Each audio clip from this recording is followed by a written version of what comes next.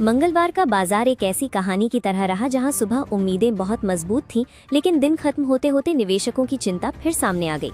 शुरुआत में ग्लोबल संकेत संभले हुए थे, आईटी शेयरों में खरीदारी लौट रही थी और मिड कैप स्टॉक्स में अच्छा उत्साह दिखाई दे रहा था। शुरुआती कारोबार में सेंसेक्स और निफ्टी दोनों तेजी में थे। खासकर आईटी सेक्टर लगातार दूसरे दिन मजबूत दिख रहा था, जिससे निवेशकों को लगने लगा कि कई महीनों से दबाव में चल रहे टेक शेयर अब वापसी की राह पकड़ सकते हैं। लेकिन बाजार की इस तेजी के पीछे एक बड़ा ग्लोबल डर लगातार बना हुआ था। अमेरिकी बॉन्ड मार्केट में बढ़ती हलचल ने दुनिया भर के निवेशकों को सतर्क कर रखा है। अमेरिकी ट्रेजरी यील्ड 1999 के बाद सबसे ऊंचे स्तर के करीब पहुंच रही है, जिसे ग्लोबल मार्केट के लिए बड़ा खतरा माना जा रहा है। 10 साल की अमेरिकी ट्रेजरी यील्ड करीब 4.60% और 30 साल की यील्ड 5.14% के ऊपर बनी हुई है। इसका मतलब यह है कि निवेशक अब जोखिम वाले शेयर बाजार से निकलकर ज्यादा सुरक्षित रिटर्न की तरफ आकर्षित हो रहे हैं। बाजार की सबसे बड़ी चिंता यह है कि अगर अमेरिकी बॉन्ड यील्ड 6% तक पहुंचती है तो दुनिया भर के शेयर बाजारों में बड़ी बिकवाली देखने को मिल सकती है। बैंक ऑफ अमेरिका के सर्वे में 62% फंड मैनेजर्स ने इसी डर को जाहिर किया है। इस पूरे तनाव की सबसे बड़ी वजह बढ़ती महंगाई और महंगा कच्चा तेल है। मिडिल ईस्ट तनाव के चलते ब्रेंट क्रूड करीब $110 प्रति बैरल तक पहुंच गया है, जिससे पूरी दुनिया में लागत बढ़ने का डर बना हुआ है। एक्सपर्ट्स का मानना है कि अगले 6 महीनों तक कच्चा तेल ऊंचे स्तर पर बना रह सकता है, यानी दुनिया को लंबे समय तक महंगाई और ऊंची ब्याज दरों के दबाव के साथ जीना पड़ सकता है। यही डर भारतीय बाजार में भी दिखाई देने लगा है।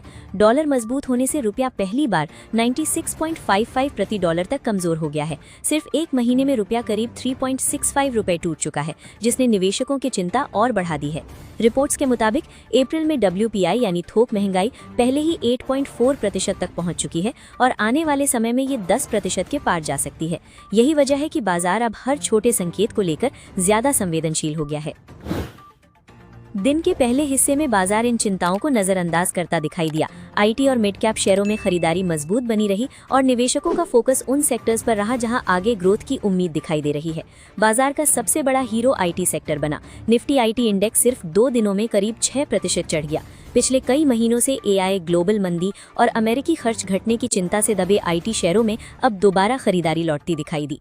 इन्फोसिस, HCL टेक और टेक महिंद्रा जैसे बड़े आईटी शेयर बाजार के टॉप गेनर्स में शामिल रहे। निवेशकों को उम्मीद है कि एआई और टेक्नोलॉजी खर्च में बढ़ोतरी से आने वाले समय में इन कंपनियों को फायदा मिल सकता है।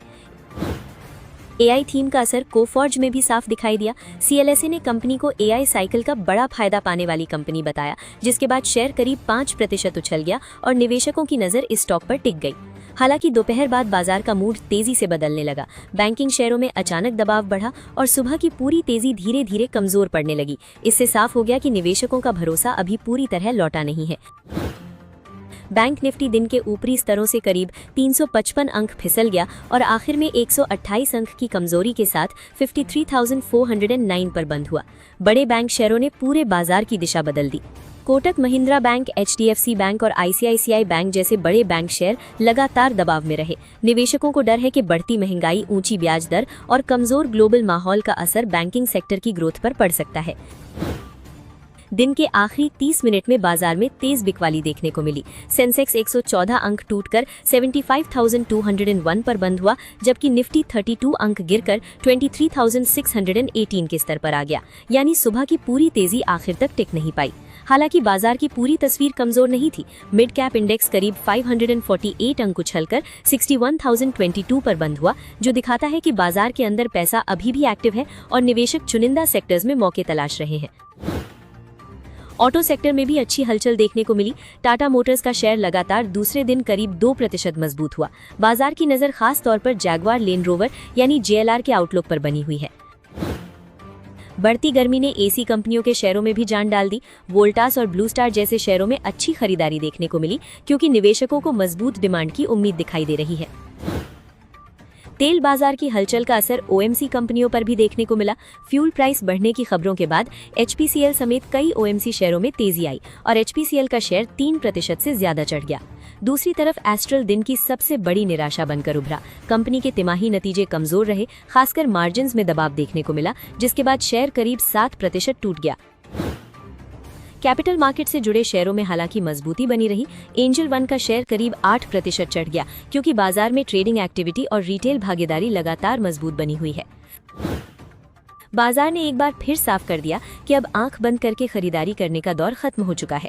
निवेशक अब हर सेक्टर और हर कंपनी को अलग नजर से देख रहे हैं। जहां मजबूत ग्रोथ, बेहतर आउटलुक और नई थीम दिखाई दे रही है, वहां पैसा जा रहा है।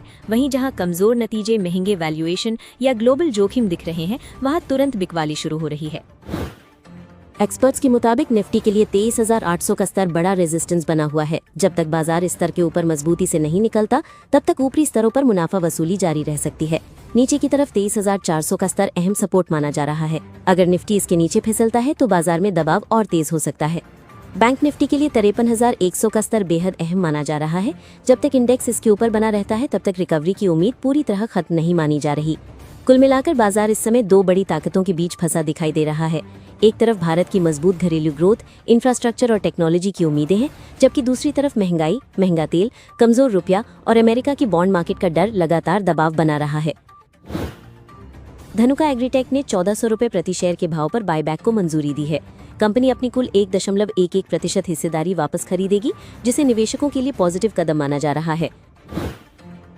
ड्रेजिंग कॉर्पोरेशन ऑफ इंडिया के शेयर में मंगलवार को जबरदस्त तेजी देखने को मिली और स्टॉक 1,000 रुपए के स्तर के पार पहुंच गया। खास बात ये रही कि शेयर में वॉल्यूम सामान्य दिनों के मुकाबले करीब 6 गुना ज्यादा रहा। पिछले एक साल में ये शेयर करीब 43% का रिटर्न दे चुका है और कंपनी का मार्केट कैप करीब 3,000 करोड़ रुपए है। अब निवेशकों की नजर इस बात पर रहेगी कि शेयर की ये तेजी आगे भी जारी रहती है या ऊंचे स्तर पर प्रॉफिट बुकिंग देखने को मिलती है। BEL ने Q4 वित्त वर्ष 2026 में उम्मीद से बेहतर नतीजे पेश किए। कंपनी का रेवेन्यू 11.6% बढ़कर 10,177 करोड़ रुपए पहुंच गया, जबकि नेट प्रॉफिट बढ़कर 2,203 करोड़ रुपए रहा, जो बाजार के अनुमान से ज्यादा है। EBITDA मार्जिन सालाना आधार पर 30.6% से घटकर 29.1% रहा, लेकिन ये भी अनुमान से बेहतर निकला।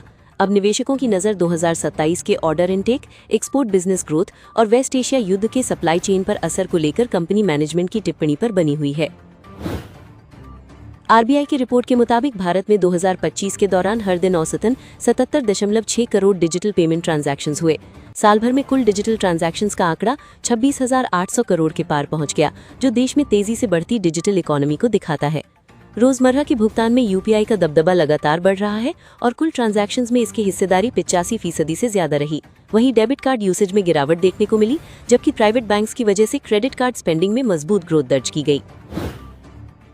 PNC इंफ्राटेक का Q4 वित्त वर्ष 2026 में नेट प्रॉफिट 42.9% बढ़कर 108 करोड़ रुपए पहुंच गया। हालांकि रेवेन्यू 5.1% घटकर 1,617 करोड़ रुपए रहा और EBITDA मार्जिन 21.3% से घटकर 17.1% पर आ गया। कंपनी के रोड बिजनेस से सबसे ज्यादा आमदनी आई, लेकिन टोल एन्युनिटी सेगमेंट में दबाव देखने को मिला। कंपनी ने 2026 के लिए 0.60 रुपए प्रति शेयर फाइनल डिविडेंड घोषित किया है और चक्रेश कुमार जैन को CFO नियुक्त करने को मंजूरी दी है।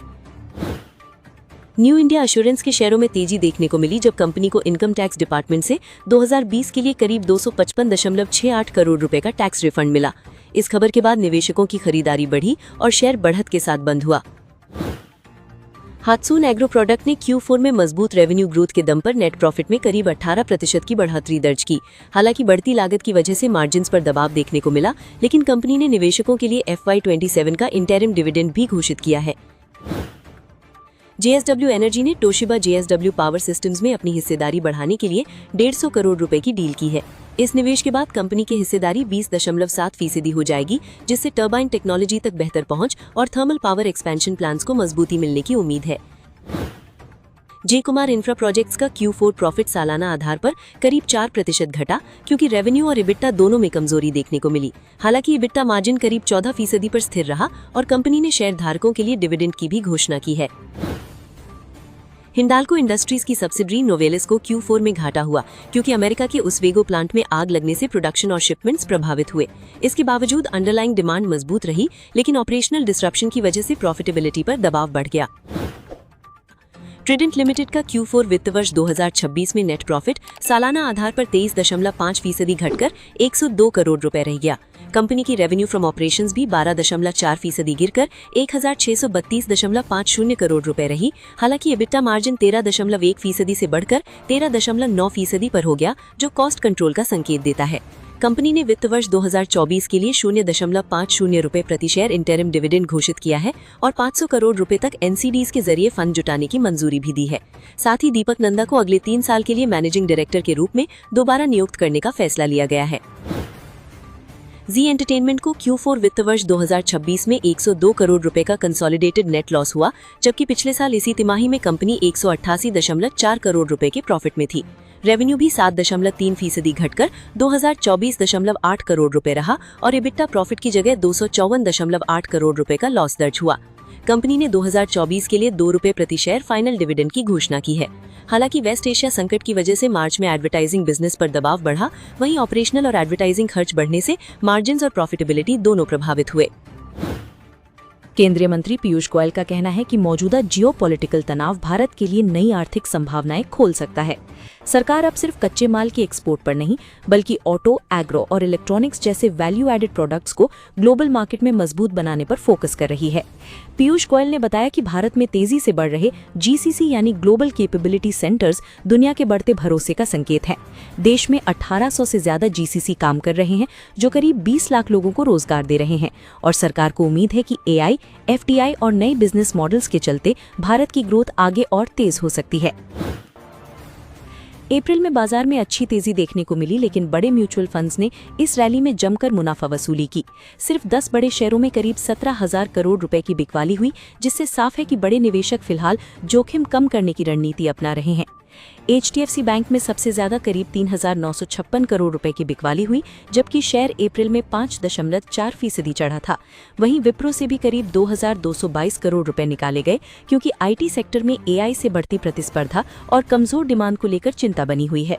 Hindalco industries, Bajaj auto, NTPC और एशियन पेंट्स जैसे शेयरों में भारी बिकवाली देखने को मिली। हालांकि ब्रोकरेज हाउसेस इसे पूरी तरह नेगेटिव संकेत नहीं मान रहे, बल्कि उनका कहना है कि बड़े फंड अब पावर, हेल्थ केयर, FMCG और मेटल सेक्टर में बेहतर मौके तलाश रहे हैं। सन फार्मा एडवांस्ड रिसर्च कंपनी के शेयर में 19 मई को जोरदार तेजी देखने को मिली।